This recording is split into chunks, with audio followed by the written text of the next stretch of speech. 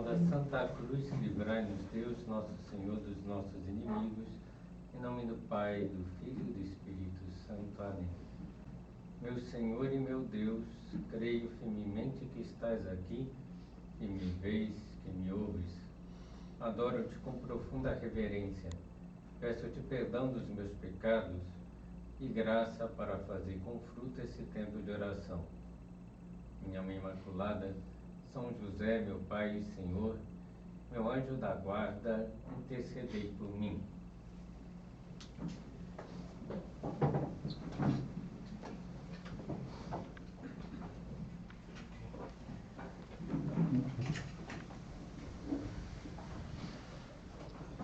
Antes de começar propriamente a meditação, gostaria de recordar que no próximo dia 14 a 16 de abril nós teremos o retiro de silêncio do Opus Dei aqui na ilha. Quem tiver interessado, ainda há vagas, né, para participar desse retiro.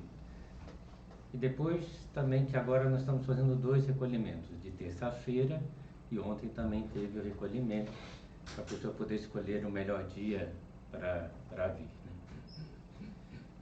Então, agora vamos meditar sobre a Santa Missa como celebração do mistério pascal.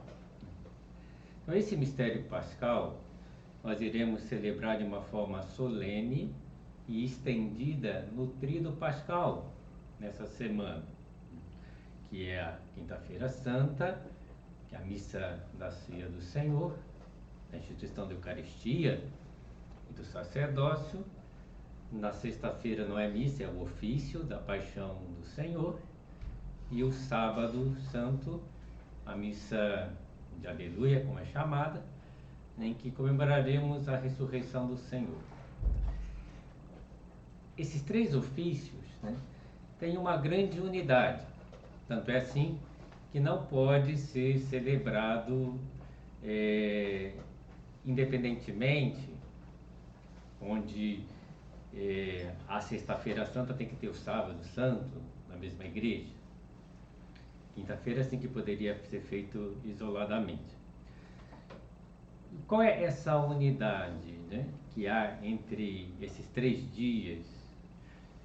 Uma explica a outra e uma se realiza plenamente na outra. Por exemplo, a Ceia do Senhor realizada na Quinta-feira Santa é uma antecipação sacramental do sacrifício da cruz, que é realizado na Sexta-feira Santa. É a antecipação do sacrifício do Calvário. É o que observamos, por exemplo, nas palavras de Jesus Cristo, pronunciadas na última ceia e em cada missa. Isto é o meu corpo que é dado, este é o cálice do meu sangue que é derramado. Onde o corpo é dado e o sangue é derramado? Na cruz. O corpo será pregado e entregue em sacrifício redentor na cruz. O sangue é derramado até a última gota no santo sacrifício do Calvário. E o corpo e o sangue se tornam presentes sobre o altar no momento da consagração, quando o sacerdote repete as palavras de Cristo na última ceia. Então, se oferece esse sacrifício redentor. A Paixão do Senhor, celebrada na Sexta-feira Santa, só adquire o seu sentido pleno quando Cristo ressuscita ao 3º dia.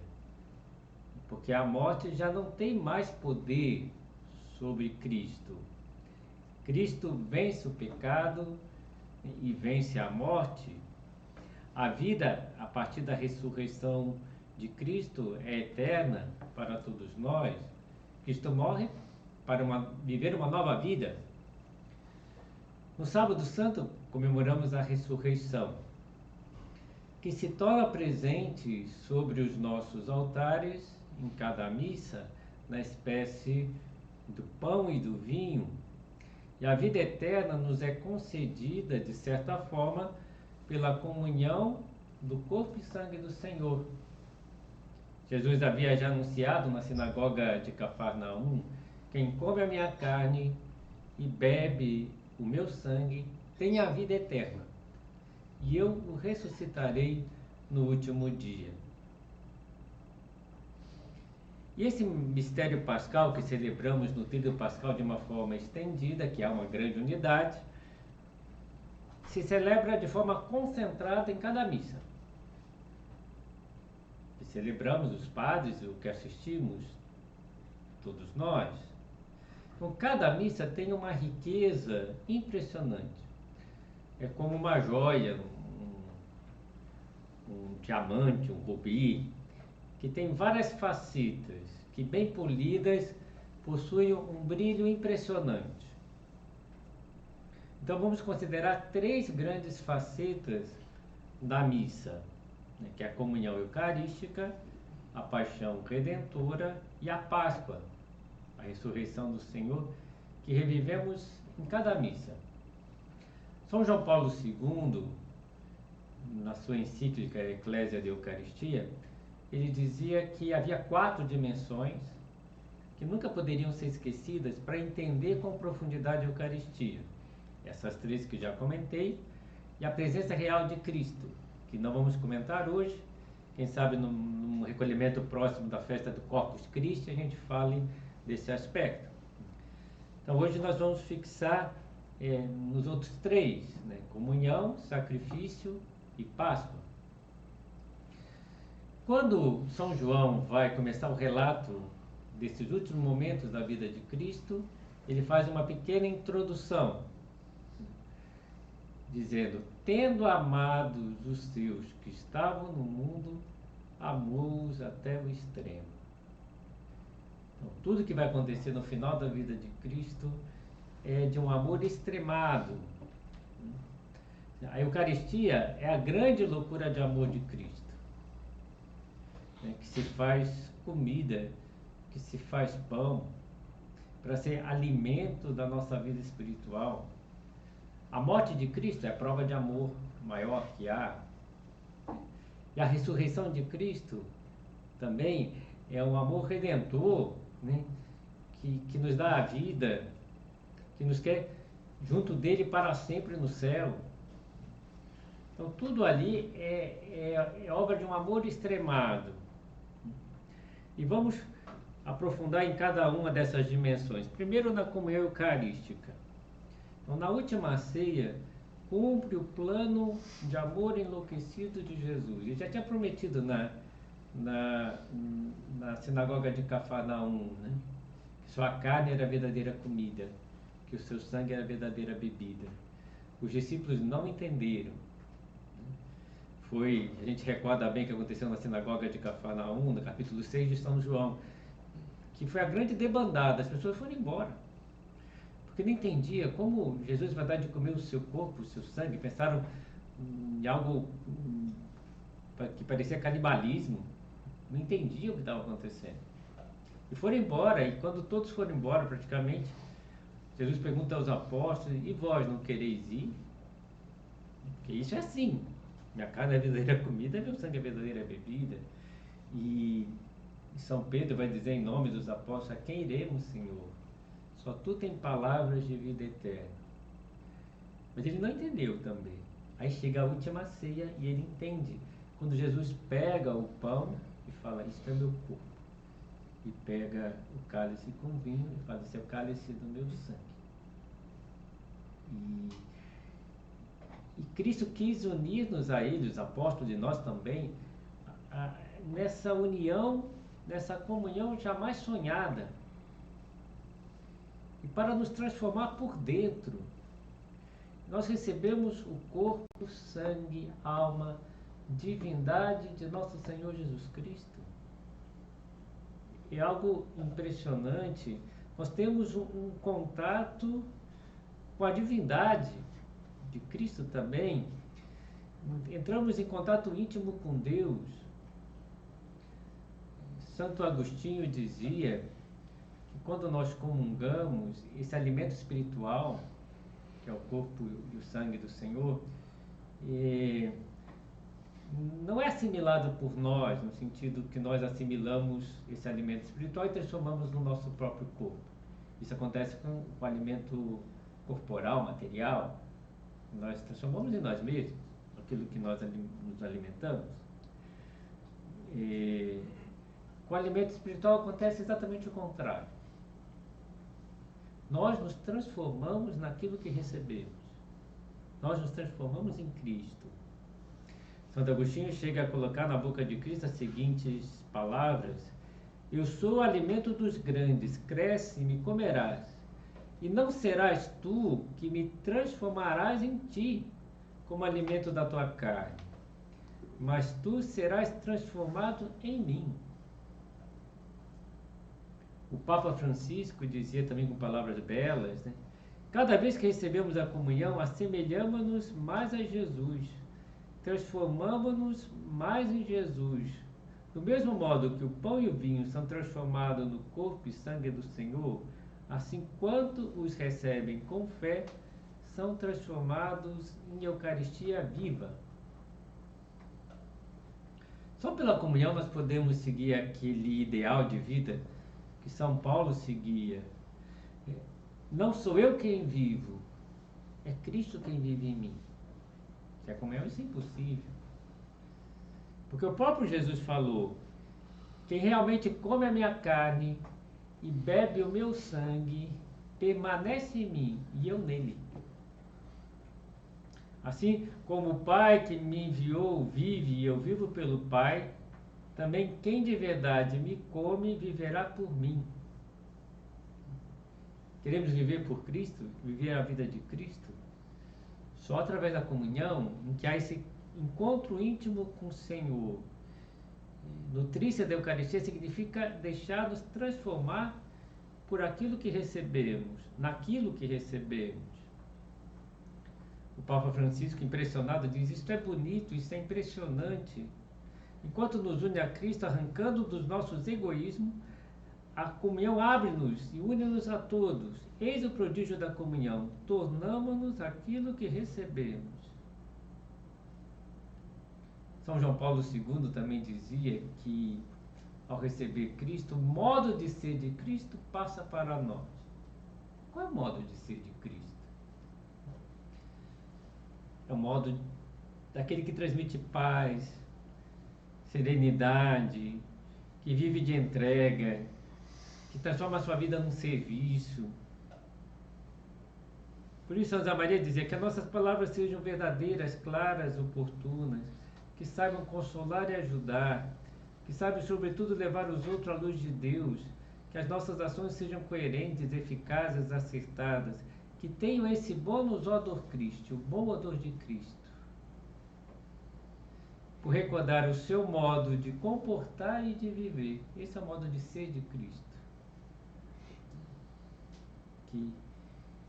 Que podemos receber quando comungamos.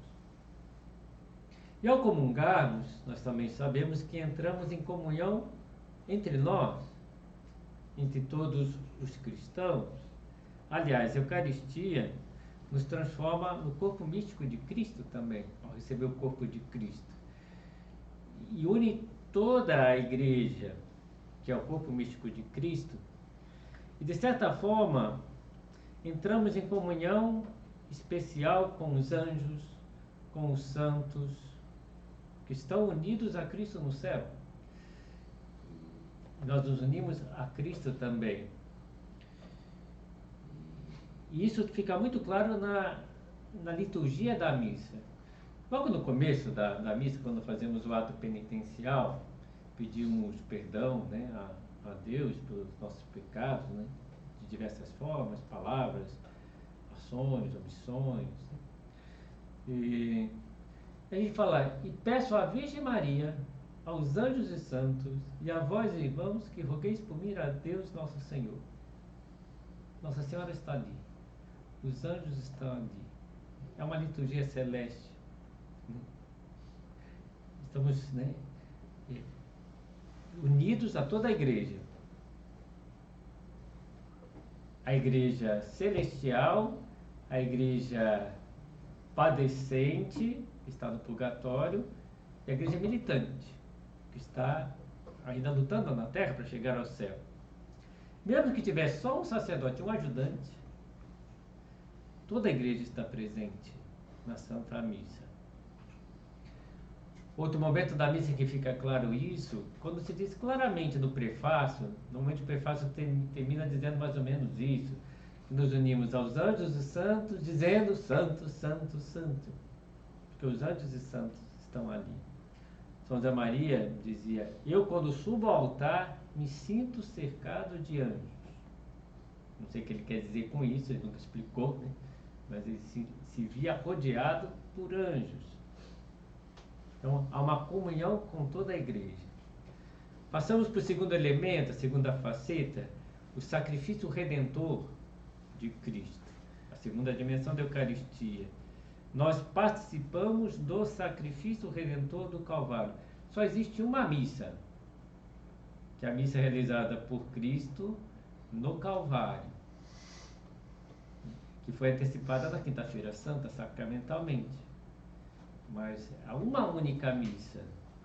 E quando nós celebramos a missa, nós revivemos a mesma missa que Cristo celebrou no Calvário. Então nós vamos à fonte da graça. Jesus Cristo dá a sua vida por amor para nos salvar. E morre por nós. E morre no nosso lugar. São José Maria, no livro Caminho, no ponto 437, diz: se um homem tivesse morrido para me livrar da morte, morreu Deus, e eu fico indiferente. E nós não gostaríamos de recordar e reviver esse momento que alguém tivesse dado a vida por nós, isso que fazemos na missa. E todas as graças do mundo nascem e jorram da Santa Cruz, e poderíamos dizer, da missa. A graça de tantas conversões, a graça de tantas vocações a serviço de Deus e da Igreja, a graça recebida nos demais sacramentos, por exemplo, a graça que recebemos na confissão, a graça de ter o perdão dos nossos pecados, brota da missa, brota da Eucaristia, brota do Calvário. Nós somos lavados no sangue do Cordeiro. Nossos pecados são lavados ali. A graça do perdão e da reconciliação em tantas famílias. Então, da Eucaristia brotam todas as graças. Veja o que diz São José Maria. O amor da Trindade pelos homens faz com que da presença de Cristo na Eucaristia nasçam para a Igreja e para a humanidade todas as graças. A gente vai à fonte da graça quando a gente participa de uma missa. E vejam, e na missa, Cristo dá a sua vida em sacrifício por nós. E não podemos ter uma visão muito pontual. Algumas pessoas veem esse dar a vida como se fosse o último suspiro que Jesus deu na cruz. Ele expirou, né? Entregou a sua alma a Deus, expirou. Mas não é só esse momento que ele está entregando. Ele está entregando toda a vida. Desde a encarnação até a ascensão do Senhor, toda a vida de Cristo na terra é oferecido na missa. E isso as orações eucarísticas falam disso. Às vezes a gente não presta atenção o suficiente, né? Mas que fala que vai até a ascensão. Então o que significa isso? Toda a obediência de Jesus em Nazaré, aos seus pais, né, José e Maria, é oferecido na missa. Todo o trabalho que Jesus realizou durante muitos anos na oficina de José é oferecido na missa. Todas as amizades que ele teve com os primos, com os vizinhos, na aldeia de Nazaré, é oferecido na missa. Todo estudo que provavelmente ele teve na escola do Rabino lá de Nazaré, é oferecido na missa. Toda a vida pública de Cristo, os milagres, as pregações, é oferecido na missa. Toda a vida de Cristo. E não só isso, a gente pode dar um passo a mais e entender que Cristo oferece não só o seu corpo, mas o seu corpo místico, que é a Igreja. Cristo quis associar a sua entrega a entrega de todos os cristãos. Então, todos os trabalhos de todos os homens que santificam, homens e mulheres que santificam o seu trabalho, oferecido na missa.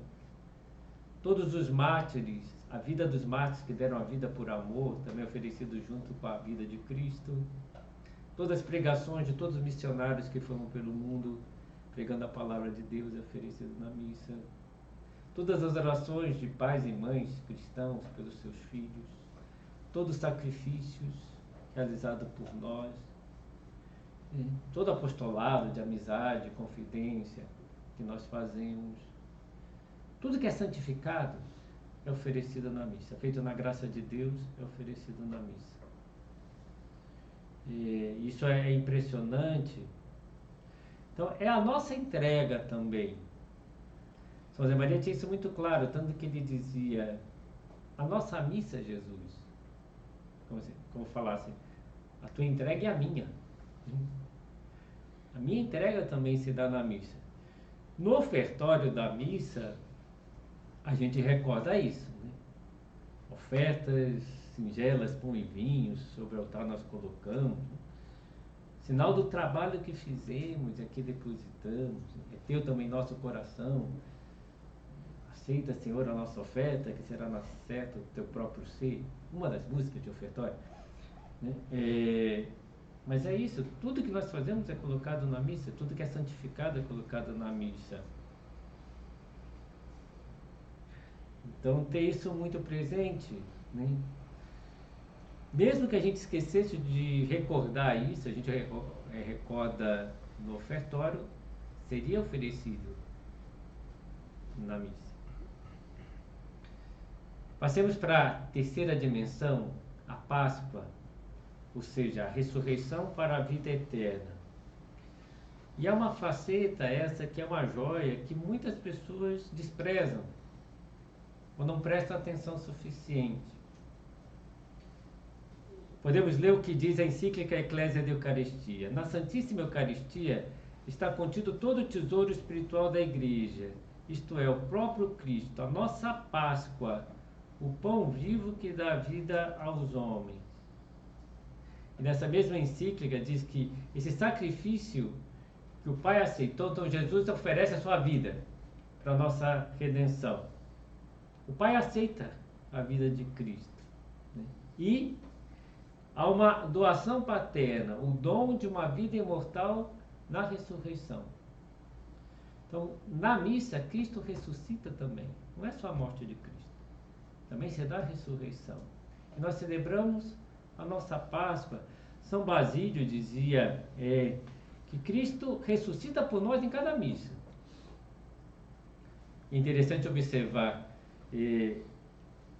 a missa é celebrada desde o início da igreja aos domingos, depois se espalhou para os outros dias, porque era o dia da ressurreição.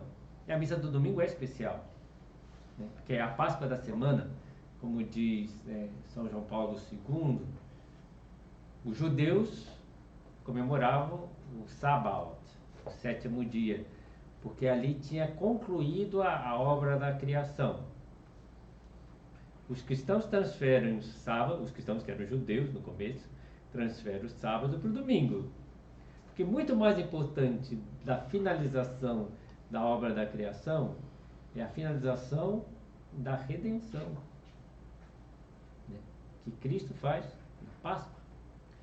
E Cristo até valoriza o próprio dia da sua ressurreição, né? Ressuscita no domingo, aparece a segunda vez no domingo, etc. Então, Cristo ressuscita para nós. E Cristo na Eucaristia está vivo, está glorioso. Quando o sacerdote, né, consagra, como Cristo está ali na Eucaristia, é glorioso. Já não sofre mais. Como ele se encontra no céu agora. E também, ao celebrarmos a Eucaristia, anunciamos a vinda gloriosa de Cristo. Que um dia Cristo virá para julgar os vivos e os mortos, virá cheio de majestade. Então, na Eucaristia, antecipamos o céu e participamos de uma liturgia também celestial. Há um teólogo cristão, mas que antes ele era protestante, Scott Hahn, que ele aprofundou muito nisso, né? Nesse aspecto da liturgia celestial que há na missa. Até porque quando ele foi assistir uma missa quando ele era protestante para criticar os católicos. Ele entra para assistir uma missa e a conversão dele começa ali, porque ele é especialista no livro do Apocalipse de São João e nota que o Apocalipse está sendo representado, né, está ali em ato. O Cordeiro Pascal, a liturgia celestial. Aí ele começa a conversão dele ali, porque há uma liturgia celeste. São João Paulo II, é um pedaço do céu que se abre sobre a terra. A Santa Missa. A missa constitui a ação mais sagrada, a ação mais trinitária que se há na terra. Mais do que isso, só o céu. Toda a Santíssima Trindade participa da missa. Cristo é quem celebra. O sacerdote empresta o seu corpo, a sua voz, para que Cristo seja o sacerdote principal. É Cristo quem celebra a missa. E há um diálogo com o Pai. Ele entrega a sua vida ao Pai. O Pai o ressuscita. Quem transforma as oferendas de pão e vinho no corpo e sangue de Cristo é o Espírito Santo, que é invocado ali. Não tem ação mais claramente trinitária do que a Santa Missa. Toda a Santíssima Trindade atuando ali.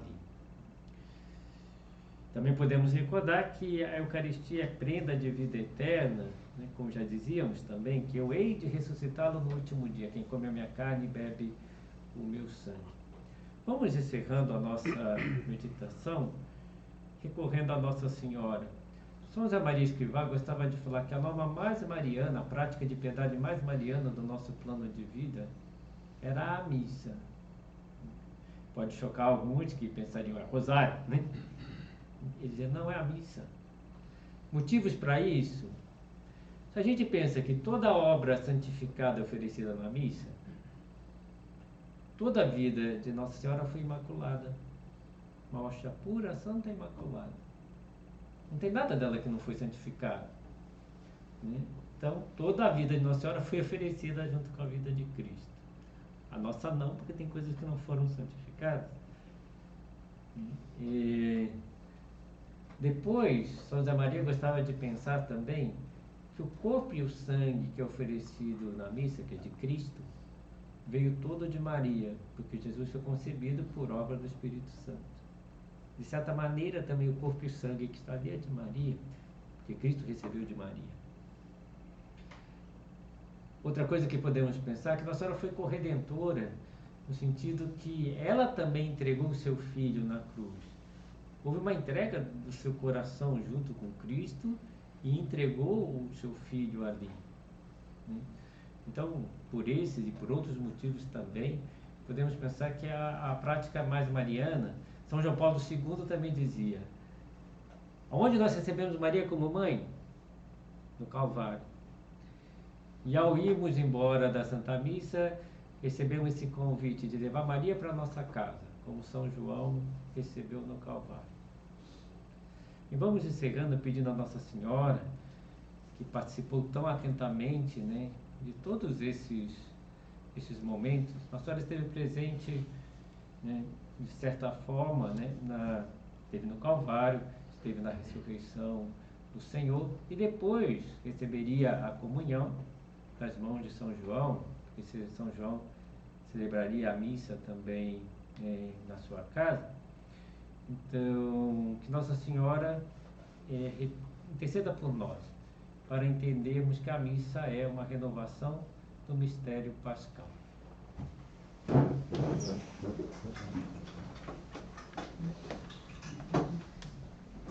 Dou-te graças, meu Deus, pelos bons propósitos, afetos e inspirações que me comunicaste nessa meditação. Peço-te ajuda para os pôr em prática. Minha Mãe Imaculada, São José, meu Pai e Senhor, meu anjo da guarda, intercedei por mim.